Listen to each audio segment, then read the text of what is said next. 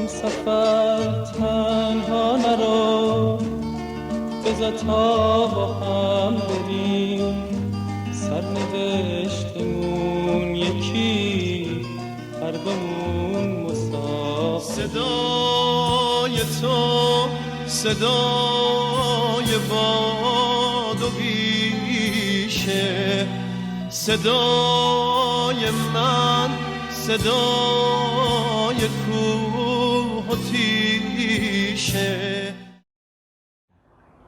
اول از اون با ما این وریا، یعنی اینایی که تو ایران موندیم،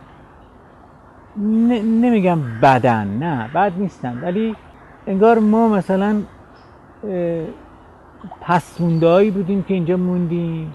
من پدر، مادر، پیشینه‌ای که اینجا داشتم، برادر، خواهر، دوستای خوب، جاهایی که ازشون اصلا دلم نمیاد بکنم برم یه مملکت دیگه.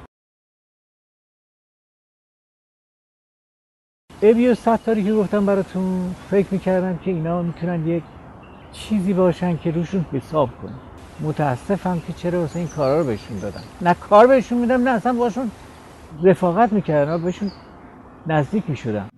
ای همه آرامشم از تو پریشانت نبینم، چون شب خاکستری سر در گریبانت نبینم.